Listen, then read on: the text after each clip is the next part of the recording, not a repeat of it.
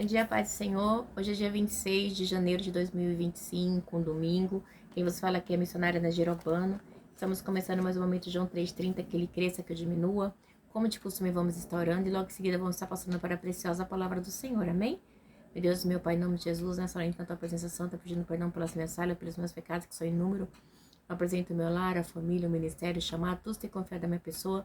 Apresento também, meu Deus, a vida desse irmão, dessa irmã que vai estar do outro lado ouvindo a ministração dessa palavra. Que eu possa estar alcançando, guardando, livrando, libertando, cortando um laço, desfazendo toda a obra das trevas.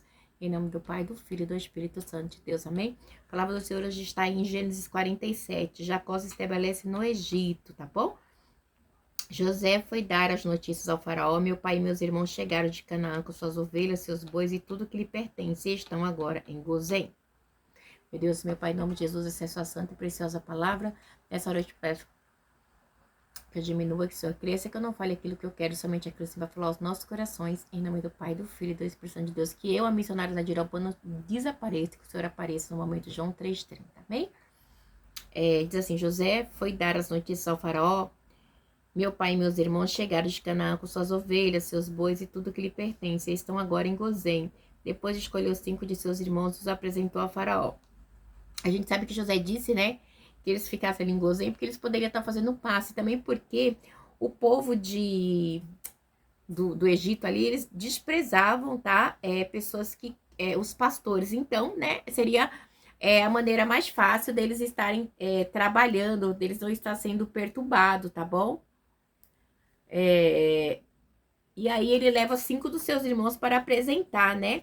Por quê? Porque ali a peregrinação já tinha acontecido tudo aquilo, eles já estavam ali, né? Com José, e ali eles estariam estabelecendo morada, né? Porque José não permitiu que eles ficassem perto dele, mas sim pediu uma terra para Faraó, a qual colocou eles para estarem morando a sua família na cidade de Gozém. E aí diz assim, e perguntou-lhes o Faraó, em que vocês trabalham, né? Aí Faraó pergunta, no que vocês trabalham? Eles responderam, teus servos são pastores, como os nossos antepassados. Disseram-lhe ainda, viemos morar aqui por uns tempos, porque a fome é rigorosa em Canaã, né? Então, eles deixam bem claro que eles não queriam estar, né, por muito tempo lá. E os rebanhos de teus servos não têm pastagem. Agora, por favor, permite que os teus servos estabeleçam em Gozém. Então, eles vão lá e pedem, né, diretamente para o faraó. E aí diz assim no 5, então o faraó disse a José, seu pai e seus irmãos vieram a você, e a terra do Egito está em sua disposição. Faça com seu pai e seus irmãos habitem na melhor parte da terra. Deixe-os morar em Gozém. Então ele vai e diz, né, que os pais e os irmãos, né, vão morar na melhor parte, né? Deixa eles morarem em Gozém, né? E se você vê que alguns deles são competentes, coloque-os como responsáveis por meu rebanho, né? Então é honra, né? A honra ali, a bênção, né? Aí no 7, então José levou seu pai Jacó ao faraó e o apresentou a ele. Depois Jacó abençoou o faraó e este lhe perguntou, quantos anos o senhor tem? Olha, igreja, isso não é coisa de Deus, né? Só Deus vem para fazer essas coisas, né? Então José levou seu pai Jacó ao faraó e o apresentou. Depois José o abençoou, né? Este lhe perguntou, quantos anos o senhor tem? Jacó respondeu ao faraó, 170, 130 anos, né? Ele tinha 130 anos. Da minha peregrinação foram poucos e difíceis, e não chegam aos anos da peregrinação dos meus antepassados. Então Jacó abençoou o faraó e retirou-se, né? Então Jacó vai e abençoa o faraó e retira-se. José instalou seu pai e seus irmãos e deu-lhes a propriedade na melhor parte da terra do Egito, na região de Remanassés, né? Então, gente, a gente vê que Deus ali abençoou eles de tal maneira, né? Prosperou eles ali, ficaram na melhor terra, né? Providenciou também sustento para seu pai e seus irmãos e para todos da sua família, de acordo com o número de filhos de cada um. Então, assim, ele foi abençoador de toda a sua parentela, né? Então, assim, ele abençoou, né? através dele a bênção chegou a seus parentes. Os anos de fome. Não havia mantimento em toda a região, pois a fome era rigorosa, tanto no Egito como em Canaã. Desfaleciam-se por causa da fome. Então, a fome era muito grande, né? E as pessoas morriam, tá? E o que acontece? José recolheu toda a parte que circulava no Egito e em Canaã, dada como pagamento do trigo que o povo comprava, e levou ao palácio do faraó. Quando toda a prata do Egito e de Canaã esgotou, todos os egípcios foram suplicar a José: dai-nos comida, não nos deixe morrer, só porque a nossa prata acabou. E José lhe disse: traga então seus rebanhos, em troca lhe darei trigo, uma vez que a prata você acabou. Então, igreja, nisso eles ficaram riquíssimos, enriqueceram muito, né? Enriqueceram demais, né? O faraó ficou muito rico, muito rico, muito rico. O faraó ficou muito rico.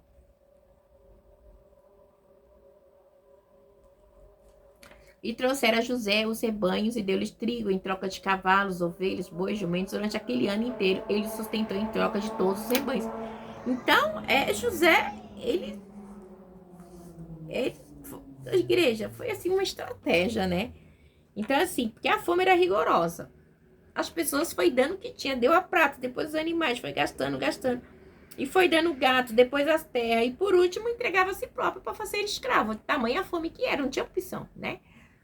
O ano passou e no ano seguinte voltaram a José dizendo: não temos como esconder de ti, meu senhor, que uma vez que nossa prata acabou e os nossos rebanhos lhe pertencem, nada mais nos resta para oferecer a não ser os nossos próprios corpos, ó. Então, era algo terrível, né? Aí eles voltam para ser escravos, né? Para ser escravos, entendeu? Aí viram escravos. Não deixes que morramos e que as nossas terras pereçam diante dos teus olhos. Compra-nos e compra a nossa terra em troca de trigo, e nós com os nossos terras seremos escravos de Faraó.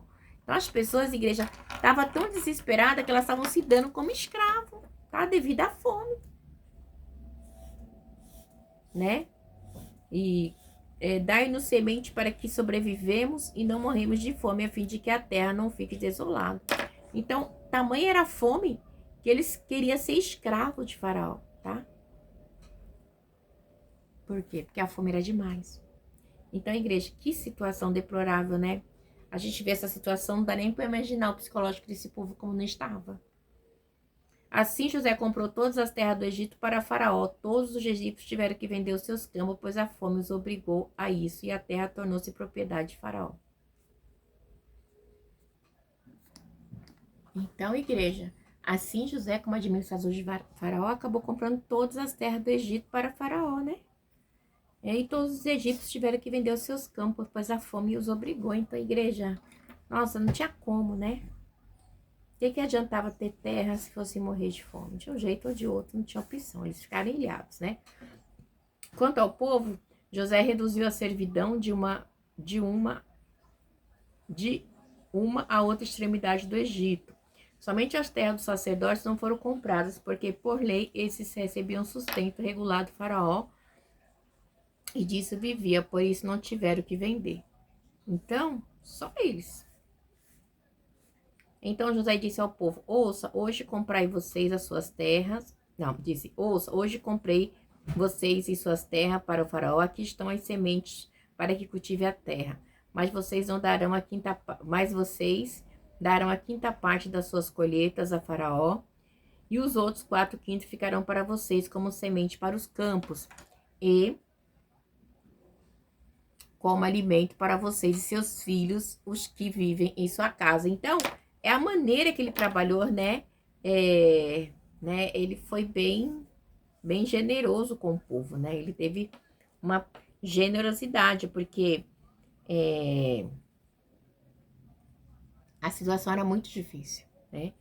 Então, e essa produção, aí ficou assim, vocês, é como se fosse um imposto pago para Faraó, tá?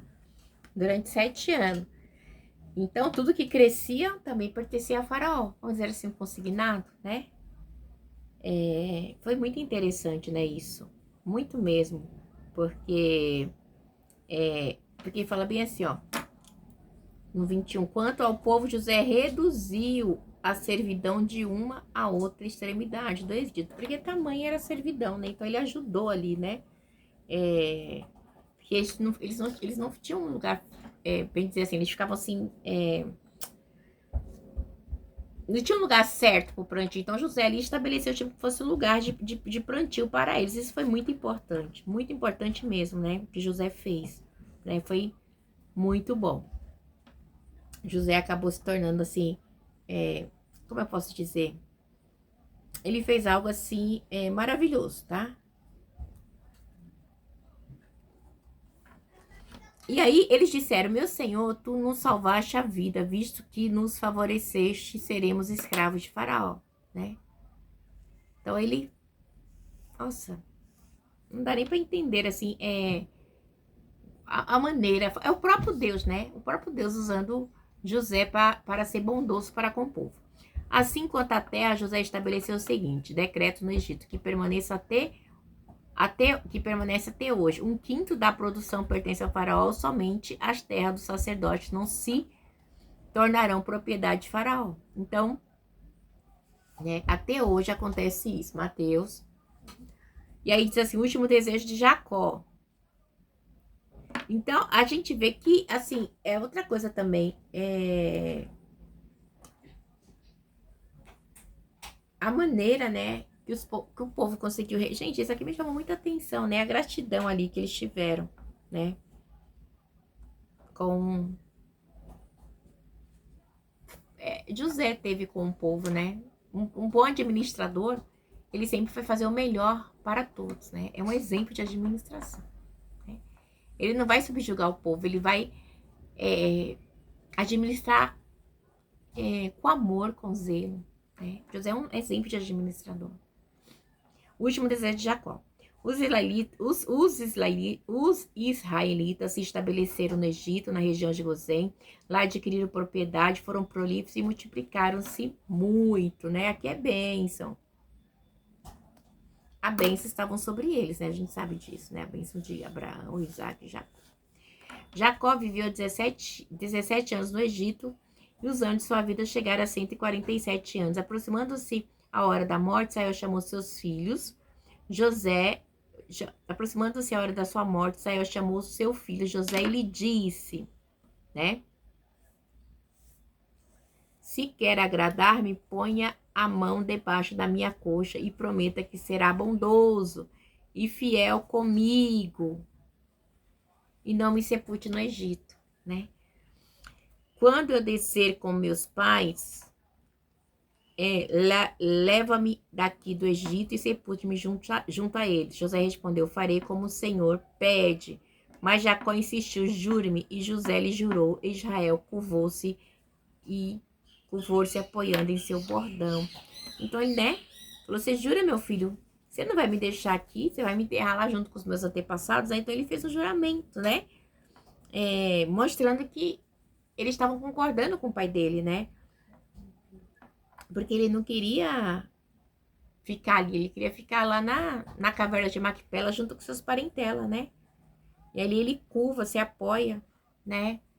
Confiando ali que o filho vai fazer tudo isso. Mas, igreja, essa passagem do 47 me chamou muita atenção toda a história, né?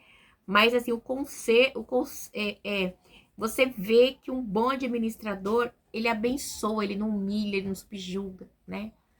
Então, pegar para uma liderança ela não oprime, ela não põe peso, ela tenta aliviar o máximo possível, né? O peso das pessoas, né? Ele aqui, tipologicamente, representava Jesus, né? Jesus assim, vinde sobre a mim, todos que vais cansados e sobrecarregados, eu vos aliviarei, né? Então, José alivia o povo, ele não põe peso, Mateus 11, 28, né? É muito tremendo, tá? Que a gente venha como missionária, como pastor, como obreiro, como diácono, como apóstolo, como seja lá a nomenclatura que você tenha. Mas seja sempre abençoador, não ponha fardo em cima do povo. O povo tá cansado, sabe? Sabe, igreja, a gente vê, às vezes, uma liderança soberba, sabe? Querendo para si, só juntando tesouro na terra. Oh, meu Deus, é muito triste, né? A gente tem que juntar tesouro no céu onde a traça e a ferrugem não consome. Deus abençoe e fica na paz.